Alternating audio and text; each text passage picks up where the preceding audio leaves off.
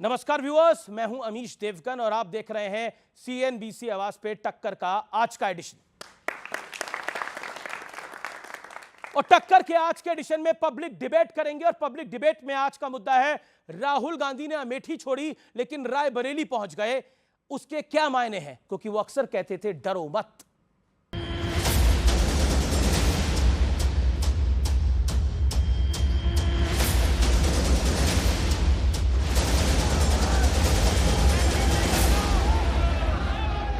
जिंदगी में किसी चीज से डरो मत, कभी नहीं डरो, तो अपने दिल में से डर को निकाल दो। ये लोग घूम कर सबको कहते हैं डरो मत। मैं भी आज उन्हें कहता हूं, अरे डरो मत, भागो मत। लोकसभा चुनाव की लड़ाई अब डर पर आ गई है। कांग्रेस ने राहुल गांधी को रायबरेली से लड़ाने का ऐलान क्या किया? पीएम मोदी ने उन्हें सीधे ललकार दिया। अमेठी से भी इतना डर गए, इतने डर गए, वहां से भागकर अब रायबरेली में खोज रहे हैं रास्ता। ये लोग घूम कर सबको कहते हैं डरो मत। मैं भी आज उन्हें कहता हूं और बड़े जी भर के कहता हूं, अरे डरो मत, भागो मत। इसका असर आने वाला जो 5 चरण का चुनाव है, 5 चरण के चुनाव पे जबरदस्त असर पड़ने वाला है। रोज देश की जनता से कहता था डरो मत, डरो मत, वो खुद डर गया।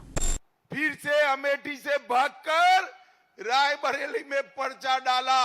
अरे राहुल बाबा, मैं यहां से रायबरेली का परिणाम बता देता हूं। आप रायबरेली से प्रचंड बहुमत से हारने जा रहे हैं। इसी के साथ साफ हो गया कि राहुल गांधी अब की बार अमेठी से दूर रहने वाले हैं। अमेठी से कांग्रेस ने सोनिया गांधी के सांसद प्रतिनिधि रहे किशोरी लाल शर्मा को स्मृति ईरानी के खिलाफ मैदान में उतारा है। हम अमेठी में एक बार फिर सच्चाई की राजनीति और सेवा की राजनीति वापस लाना चाहते हैं। जिन्हें अमेठी ने अस्वीकार कर दिया, जो अमेठी छोड़कर वायनाड चले गए, वो रायबरेली के पूर्णता कभी नहीं हो पाएंगे। क्या वाकई राहुल गांधी की और प्रियंका गांधी के बीच में कोई अनबन है? पॉलिटिकल पावर देना नहीं चाहते प्रियंका गांधी जी को राहुल गांधी कैंप। फैसले सारे राहुल गांधी जी के कैंप के द्वारा होते हैं। प्रियंका गांधी जी के आगे लिखा गया without any portfolio, general secretary without any portfolio. BJP का आरोप है कि कांग्रेस इस बार अमेठी के साथ साथ रायबरेली भी हारने वाली है। उधर प्रधानमंत्री मोदी ने तो दावा यहां तक कर दिया कि राहुल गांधी वायनाड का किला भी भेदने में नाकामयाब रहेंगे। सवाल है कि क्या बीजेपी की भविष्यवाणी सही साबित होगी या फिर उत्तर प्रदेश और वायनाड से कांग्रेस की किस्मत बदलने वाले नतीजे सामने आएंगे? आज इसी मुद्दे पर होगी बड़ी बहस। डरो मत। और अब बहस के आज के मुद्दे क्या है? राहुल का रायबरेली जाना डर है या कोई बड़ी रणनीति?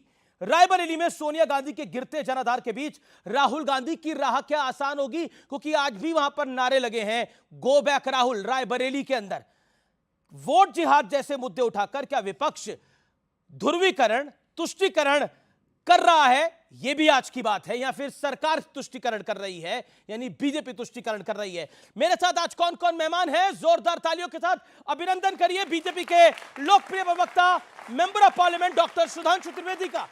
जोरदार तालियों से अभिनंदन करिए विवेक श्रीवास्तव जी का, लेफ्ट के नेता, कांग्रेस के खिलाफ, राहुल गांधी के खिलाफ इन्होंने कैंडिडेट दिया है। जोरदार तालियों से अभिनंदन करिए राजकुमार भाटी का, प्रवक्ता समाजवादी पार्टी के। जोरदार तालियों से अभिनंदन करिए प्रोफेसर अनवर पाशा का, राष्ट्रीय जनता दल के हैं, वरिष्ठ नेता हैं। और जोरदार तालियों से हमारे सरप्राइज गेस्ट की एंट्री के लिए तैयारी करिए। हमारे सरप्राइज गेस्ट हैं, आज के लंबे अरसे बाद किसी बहस में आ रहे हैं, आचार्य प्रमोद कृष्णम। जोरदार तालियों से अभिनंदन है। जय जय श्री राम, जय जय श्री राम।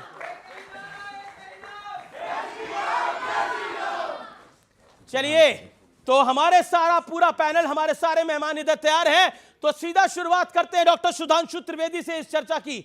सुधांशु जी, आचार्य जी आपके पास आ गए हैं, अब इसको इधर लें या उधर लें, लेकिन डरो मत, और प्रधानमंत्री कह रहे हैं भागो मत। देखिए, आचार्य जी हमारे पास नहीं, आचार्य जी राम के पास आ गए थे। जिन लोगों को राम से अदावत थी, उन लोगों के दिल में जो हिकारत थी इनके लिए, वो उनकी सियासत में सामने आ गई। अब मैं बताता हूं, देखिए ये जो निर्णय हुआ अमेठी रायबरेली का, एकदम राहुल गांधी बोलते थे ना मोदी जी के लिए खराब शब्दों में कि वो मेरे सामने थर-थर कांपते हैं। अरे भैया, स्मृति ईरानी के सामने थर-थर कांपने लगे, उनसे लड़ने की हिम्मत न कर पाए, स्मृति ईरानी से कहते मोदी जी से लड़ेंगे। मतलब गजब का तर्क देते थे वो। और मैं बताना चाहता हूं, एक और बात साफ हो गई। राहुल गांधी जी एक और बात बोलते थे, दूध का दूध पानी का पानी हो जाएगा।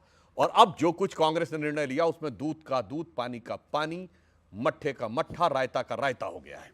अब एकदम साफ क्या हो गया है, कांग्रेस के अंदरूनी दृश्य से देखें, ये दो बड़े निर्णय हुए इतिहास में। पहली बार ऐसा हुआ है अमेठी रायबरेली से, 2 बार ऐसा हुआ है कि गांधी परिवार के लोग चुनाव हारे हैं, मगर हारने के बाद किसी ने सीट नहीं छोड़ी है। ये पहला मौका, ये पहला मौका है जब गांधी परिवार के किसी व्यक्ति ने हारने के बाद सीट छोड़ी। और दूसरी बात, गांधी परिवार का कोई भी व्यक्ति यदि राजनीति में आया है तो उसके बाद जो अगला चुनाव हुआ है, उसने चुनाव जरूर लड़ा है। प्रियंका गांधी गांधी परिवार की पहली व्यक्ति हैं जो राजनीति में आई, मगर अगले चुनाव में वो चुनाव नहीं लड़ी। जिन्होंने नारा दिया था लड़की हूं, लड़ सकती हूं, अब उनके परिवार ने कह दिया तुम लड़की हो इसलिए नहीं लड़ सकती हो, वो लड़का है इसलिए लड़ सकता है। और राहुल गांधी जी ने भी एक तीर से 2 शिकार किए। पहले तो अपनी बहन जी को लड़ने से रोकने में सफल हो गए, अपने लिए सेफ कॉन्स्टिट्यूएंसी लेके मम्मी की कॉन्स्टिट्यूएंसी में चले गए, हमारी बहन जी से डर गए, स्मृति ईरानी जी से। तो मैं सिर्फ एक बात कहना चाहता हूं, जो ये दावे कर रहे हैं ना, कांग्रेस की सरकार बन रही है, बीजेपी की 180 सीटों से कम आएंगी, अगर इसमें रत्ती भर भी दम होता तो राहुल गांधी अमेठी छोड़ के नहीं जाते। पॉइंट आपकी बात करने और मैं एक बात और कह रहा हूं, जी। आज नामांकन के लिए सोनिया जी गई थी। ये रायबरेली वो जहां 2009 में सोनिया जी 5 लाख से अधिक वोटों से जीती थी। अगर इनको हिम्मत होती तो क्या था, सोनिया जी जाती, जैसे राज्यसभा में नॉमिनेशन किया उसका, जीत गए। अगर वो प्रभाव होता तो सोनिया जी रायबरेली में नामांकन करती और जीत जाती। और अगर समाजवादी पार्टी में अखिलेश भैया कन्नौज जैसी सीट अपने परिवार के भैया को जिता नहीं सकते, सपा वालों ने कहा कि जब तक अखिलेश जी आप खुद नहीं लड़ेंगे तब तक कन्नौज नहीं जीत पाएंगे। यानी आप कन्नौज की सीट जो अपने परिवार को नहीं जिता सकते, अमेठी की सीट खुद नहीं जीत सकते, वो कहते सारा भारत जीत लेंगे। ठीक है, मैं अब विवेक के पास आता हूं। विवेक, आपने तो